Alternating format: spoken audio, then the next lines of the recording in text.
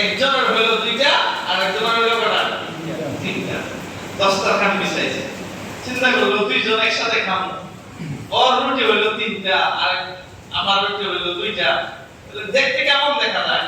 দুইজনে চিন্তা করলো এক কাজ করি, দুইটা রুটি আমরা একটা রুটিরে তিনটা করে ভাগ করব, একটা রুটিরে তিন ভাগ, তাহলে একটা রুটিরে তিন ভাগ করলে রুটি হলো পাঁচটা, একজনের দুইটা আরেকজনের কটা? তিনটা। তাহলে একটা রুটিরে তিন ভাগ করলে কয় টুকরা হইছে? 15টা। ইতিমধ্যে আরেকজন আমাদের খানা খাইতে বসে, আপনার ফ্রেন্ড সার্কেল বা পরিচিত বা যে কোনো মানুষের হোক, খানা খাওয়ার সময় যদি আরেকটা লোক আপনার পাশে আসে, ভদ্রতার খাতিরে হইলেও তাকে বলা উচিত যে ভাই আসেন আমাদের সাথে শরীক হন। কি বলেন, ঠিক না? ঠিক না? নাকি এটা ভদ্রতার ভিতরে পড়ে না? হ্যাঁ, আল্লাহ পয়গম্বর রাসূল আকরাম সাল্লাল্লাহু আলাইহি ওয়াসাল্লামের আরেকটা বিশেষ সুন্নাত হলো আমার ভাইরা, আল্লাহ নবীজি মেহমান ছাড়া খানা খেতেন না। সুবহানাল্লাহ। মেহমান দিয়ে খানা খেতেন, মেহমান নওয়াজি করা যা নবীজির আরেকটা বিশেষ সুন্নাত। সুবহানাল্লাহ। তো দুইজন বসা, ইতিমধ্যে আরেকজন এসে হাজির, ভদ্রতার ক্ষেত্রে ওনাকে বসাইলেন দোস্তাখানে। এখন সমস্যা তো নাই, এক রুটিতে তিন ভাগ করছে, হইছে কয়টা? 15 টুকরা হইছে, তাহলে পাঁচটা পাঁচটা পাঁচটা, তাহলে সমান সমান হইল না? সমান সমান। তিনজনে মিল্লা 15 টুকরা খাইছে। যেই লোকটা আইসা তাদের সঙ্গে বসছিল, উনি যাওয়ার বেলা একটা 5 দিরহাম দিয়া বললো যে এটা আপনাদের কাছে রাখেন।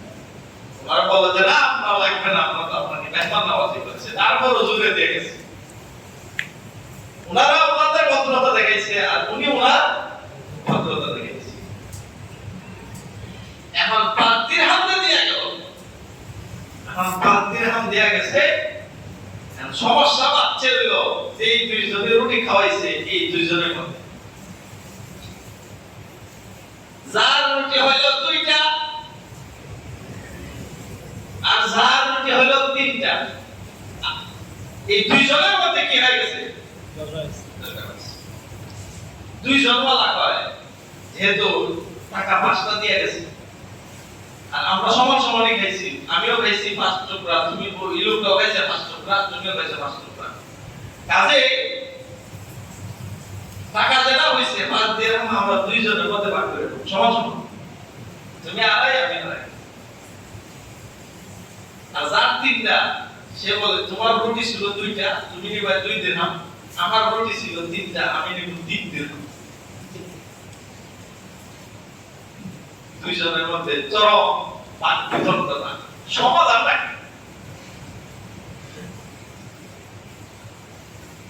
দুজনের ভিতরে কোনো সমাধান বের করা যাচ্ছে না।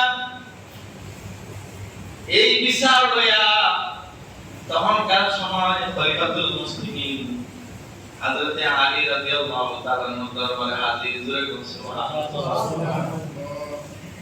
আলী রাদিয়াল্লাহু তাআলা বিচারের কি ট্যালেন্ট দেখেন, ইসলামের বিচার শিকার আছে, কিন্তু ইসলাম জানি কতদূর এটা তো বলে, ঠিক না? ঠিক না?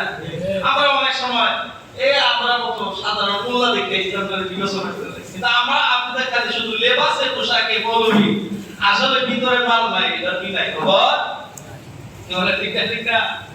আমার প্রতি বুঝাইলাম আর কি, বাস্তব কথা না, শুধু লেবাসে পোশাকে সুরত ধরলেই আসল মৌলবী হওয়া যায়? ইসলামের যে জ্ঞানের ভান্ডার, সুবহানাল্লাহ ওয়া বিহামদিহি, সুবহানাল্লাহ। এবার হযরত আলী রাদিয়াল্লাহু তাআলা আনহু যার রুটি দুইটা, তারে কয় তোমার যে 2 টাকা 2 দিরহাম দিতে বলছে, এটাই নিয়ে দাও, তোমার জিত হইব, তোমার কি হইব? লাভ হবে, জিত হবে, আর না হয় এটাও হয় না। এখন ওই লোকটা প্রশ্ন করলো যে হুজুর, যে লোকে খাইলো সে তো 5 টুকরা রুটি খাইছে, আর 5 টুকরা রুটি আমরা দুইজন মিলে দিয়েছি। আর এই লোকটা যেহেতু দেয়া গেছে, সুতরাং আমরা দুইজনের মধ্যে ভাগ করে নেব। তাতে আমি 2, সে যদি 3 পায়, তাহলে ন্যায় ও ইনসাফ হইল কই? এটা তো বৈষম্য হয়ে গেল। হযরত আলী রাদিয়াল্লাহু তাআলা তখন বললেন, শোনো, তাহলে যে ন্যায় ও ইনসাফ যদি বলো, তাহলে 2 দিরহাম পাইতাম। সুবহানাল্লাহ। এখন তো এই লোক আরো পরিস্থিতি বলে, কি বলে? আমি চাই সমান সমান 2.5 দিরহাম, আপনি এখন 2 লয়ে খুশি থাকতাম। আর ন্যায় ও ইনসাফের বিচার যদি করেন, তাহলে 2ও পাইতাম না, কারণ নাই। এবার হযরত আলী রাদিয়াল্লাহু তাআলা বললেন, শোনো, রুটি এক একটা রুটিরে কয়টা ভাগ করছে? এক একটা রুটিরে 3টা ভাগ করছে। তাহলে 5টা রুটিরে 3টা করে ভাগ করার দ্বারা কয়টা টুকরা হইছে? 15টা। 15টা টুকরা হইছে বলে তুমি খাইছো কয়টা? আমি খাইছি 5 টুকরা। যে মেহমান আছে তারে দিছি 5 টুকরা, আর তুমি খাইছে 5 টুকরা। তুমি যদি 5 টুকরা করে থাকো, তোমার রুটি ছিল কয়টা? হুজুর, আমার রুটি ছিল 2টা। তো 2টা রুটির টুকরা করো। একটা রুটির যদি 3 টুকরা করা হয়, তাহলে তোমার 2 রুটি কয় টুকরা হইছে? আমার 2 রুটিয়ে 6 টুকরা হইছে। তো 6 টুকরার মধ্যে 5 টুকরা তুমি খাইছো, হইছে কত? 1 টুকরা দিয়ে তুমি 2 দিরহাম দে পাও, এটাই বেশি।